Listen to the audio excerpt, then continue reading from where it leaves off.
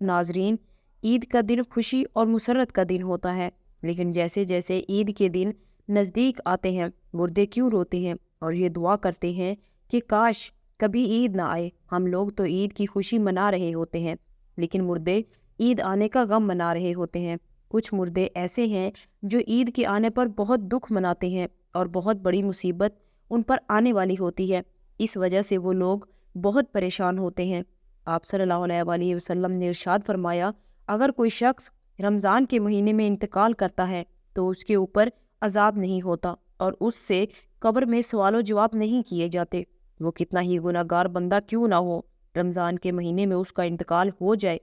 تو رمضان کے مہینے کی برکت اسے یہ ملتی ہے کہ رمضان میں نہ اس سے سوال و جواب ہوتے ہیں اور نہ ہی اسے رمضان میں اس پر عذاب نازل ہوتا ہے۔ جیسا کہ حدیث پاک کا مفہوم ہے کہ قبر کے اندر مردے کے لیے جہنم کی کھڑکی کھول دی جاتی ہے اور مردہ قبر کے اندر جہنم کی تپش کو محسوس کرتا ہے۔ جو گناہ گار مردے ہوتے ہیں وہ اس طرح سے جہنم کے عذاب اور گرمی کو قبر کے اندر محسوس کرتے ہیں، لیکن جب رمضان کا مہینہ آتا ہے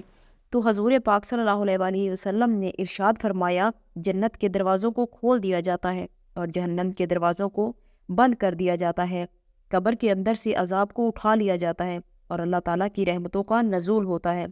اس سے مردے کو بڑی راحت ملتی ہے۔ رمضان کا مہینہ آنے سے مردے بڑے خوش ہوتے ہیں کہ ہمارے اوپر سے عذاب کو اٹھا لیا گیا ہے۔ جو قبر کے اندر جہنم کے دروازے کھول دیے گئے تھے، وہ دروازے بند کر دیے گئے تو وہ مردہ بڑی راحت محسوس کرتا ہے۔ اب سوال یہ پیدا ہوتا ہے کہ جن لوگوں کے اوپر اللہ تعالیٰ نے رمضان میں عذاب ہٹا لیا تھا تو عید کے بعد ان پر عذاب دوبارہ مسلط ہوگا یا نہیں؟ کچھ مردے ایسے ہوتے ہیں جن کے اوپر عذاب نافذ نہیں کیا جاتا، لیکن بہت سارے مردے ایسے ہوتے ہیں جن کے اوپر عید کے دن ہی جیسے رمضان کا مہینہ ختم ہوتا ہے فوراً ہی عذاب شروع ہو جاتا ہے، جیسے پورا سال وہ لوگ قبر میں سزا اور عذاب بھگت رہے تھے، عذاب میں وہ لوگ دوبارہ ملوث ہو جاتے ہیں۔ بعض علماء فرماتے ہیں کہ جب کوئی انسان رمضان کے مہینے میں انتقال کرتا ہے اور اس سے قبر میں سوال و جواب نہیں ہوتے، اور جب کبھی کسی کے اوپر سے ایک مرتبہ عذاب اٹھا لیں تو پھر دوبارہ اللہ ان پر عذاب نازل نہیں کرتا، بشرطے کہ اس کے لیے کوئی احسان ثواب کر رہا ہو، مغفرت کی دعا کر رہا ہو۔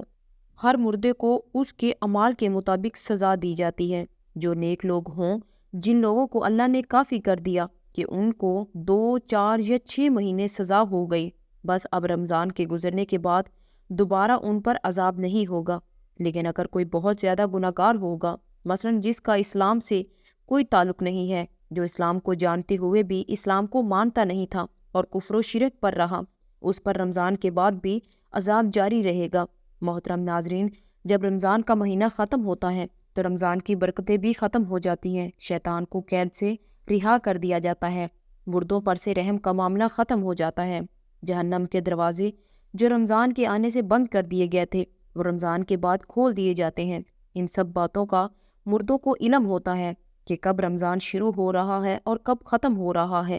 تو رمضان کے جانے سے اہل قبور سوچتے ہیں کہ اب رمضان کا مہینہ جا رہا ہے، پھر عید جیسے ہی جائے گی اس کے بعد ہم پر عذاب کو پھر سے مسلط کر دیا جائے گا، جس کی وجہ سے مردے غمگین ہو جاتے ہیں اور روتے ہیں۔ رمضان بھر میں تو مرحومین کی عید ہوتی ہے کہ ان پر عذاب نہیں ہوتا۔ رمضان کے آخری عشرہ میں جب ہم اپنی مغفرت کے لیے رب ذوالجلال سے دعا کرتے ہیں تو ہمیں چاہیے کہ اپنے مرحومین کے ساتھ ساتھ تمام امت مسلمہ کے لیے بھی مغفرت کی دعا کریں۔ رب ذوالجلال ہمیں عمل کی توفیق عطا فرمائے، آمین۔